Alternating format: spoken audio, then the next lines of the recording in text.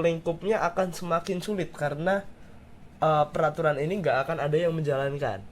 Nah, tapi ketika ada dua-duanya, itu akan jadi komponen yang bagus gitu. Jadi memang ada kekuasaan yang dijalankan oleh Badan Eksekutif Mahasiswa, tapi di sisi lain Badan Eksekutif Mahasiswa tidak punya kekuasaan mutlak karena ada DLM di atasnya kayak gitu. Jadi harus ada dua-duanya antara si DLM dengan BEM ini. Nah, terus ini akan ngelit kita ke pertanyaan selanjutnya.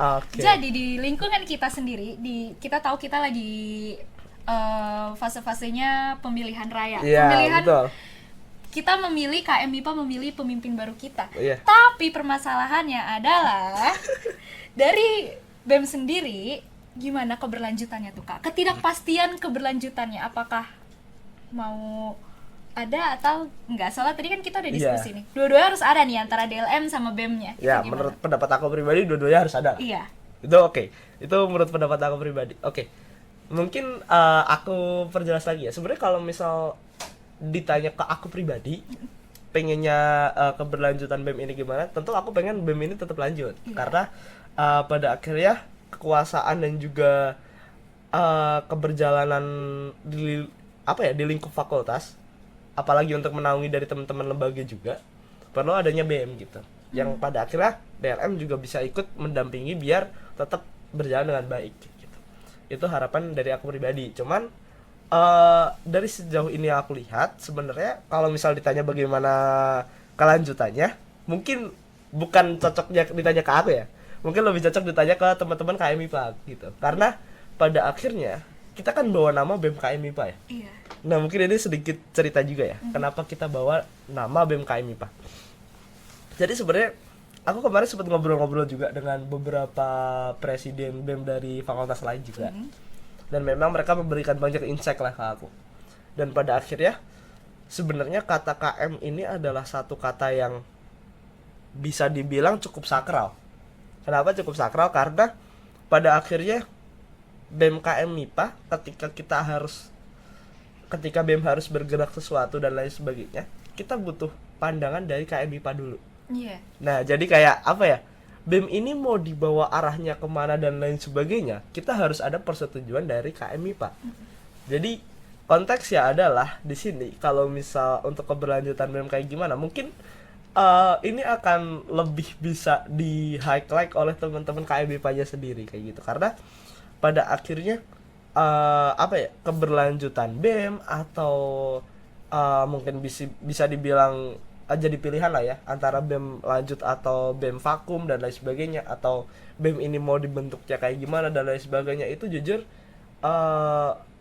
lebih cocoknya ditanyakan ke KM MIPA gitu. Karena pada akhirnya KM MIPA lah yang menentukan ini semua gitu. Pada akhirnya misal aku pribadi pengen ada BEM tetap lanjut gitu, tapi dari KM MIPA sendiri menginginkannya BEM untuk vakum dulu, ya pada akhirnya nggak akan bisa. Atau mungkin aku pengennya BEM untuk vakum dulu, tapi dari KM MIPA pengennya BEM tetap lanjut, ya pada akhirnya BEM harus tetap lanjut gitu. Karena keinginannya mutlaknya adalah dari KM MIPA gitu. Berarti selanjutnya BEM itu ada di tangan KM MIPA. Jadi bukan dari BEM-nya sendiri atau bahkan dari DLM sendiri yang menentukan apakah BEM itu harus lanjut atau enggak, tapi KM MIPA. Berarti KM MIPA yang harus bergerak dong ya. Iya, kita jujur aku sangat menantikan dari bergeraknya KM MIPA nanti seperti apa sih. Aku jujur pengen melihat banyak insight dari KM MIPA sendiri khususnya. Jadi kalau misal dari sisi aku pribadi ya, bukan sebagai aku presiden BEM. Aku sebagai anak jurusan kimia angkatan 2021, aku lebih pengen melihat banyak insight sih. Maksudnya banyak pandangan-pandangan baru dari teman-teman KM MIPA terkait sama BEM ini sebaiknya kayak gimana kayak gitu. Jadi harapan terbesar aku sih jujur ada di situ. Maksudnya bagaimana KM MIPA melihat kondisi sekarang dan juga bagaimana KM MIPA untuk menanggapi kondisi yang ada sekarang.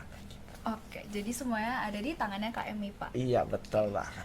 Nah, kita udah nyampe di sesi terakhir sekarang.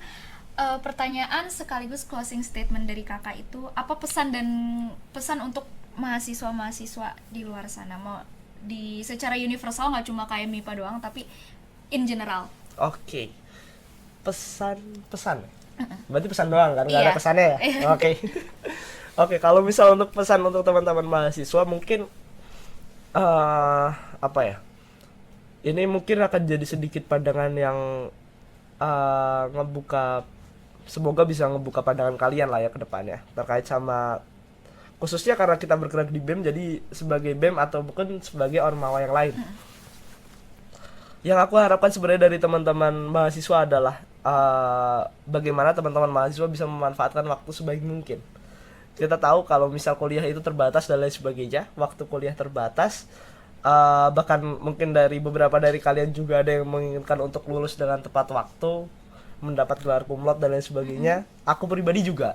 Cuman di sisi lain adalah bagaimana caranya kita memanfaatkan waktu dengan sebaik mungkin. Aku tahu mungkin misal kayak sebagai contoh public speaking bisa didapat secara mudah lewat kalian sekadar presentasi di kelas. Itu bisa. Terus juga untuk relasi kalian bisa juga dapat di kelas gitu. Karena pada akhirnya kalian akan bertemu orang-orang baru yang sebelumnya kalian nggak akan pernah ketemu mereka di SMA kayak gitu. Betul. Nah, tapi kuncinya di sini adalah ketika kalian join di sebuah organisasi kemahasiswaan, harapannya adalah bagaimana kalian bisa memoles semua itu menjadi yang lebih baik gitu.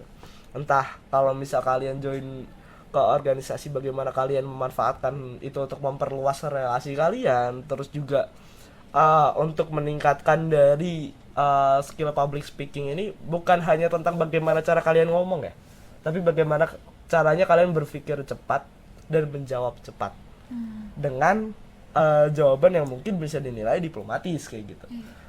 Mungkin itu sih harapan aku dari aku pribadi ya untuk teman-teman mahasiswa, adalah untuk bagaimana caranya kalian memanfaatkan waktu dan juga memanfaatkan segala mungkin sebanyak mungkin kesempatan yang ada. Karena pada akhirnya keberlanjutan dan lain sebagainya, entah itu mulai dari keberlanjutan atau mungkin keluaran kalian pribadi, maksudnya dari soft skill kalian dan lain sebagainya, cuman ya pada akhirnya kalian aja yang bisa menentukan kayak gitu. Kayak gitu. Jadi udah selesai nih teman-teman podcast kita bersama Kak Jeffrey as the President BEM. Jadi ini juga menandakan akhirnya dari podcast Inside DLM. Oke, terima kasih teman-teman yang udah setia menonton 4 episode kita. Semoga apa yang kita bawakan di sini bisa disaring lah sama teman-teman supaya teman-teman bisa upgrade diri dan upgrade value gitu. Jadi sekian dan terima kasih. Sampai jumpa.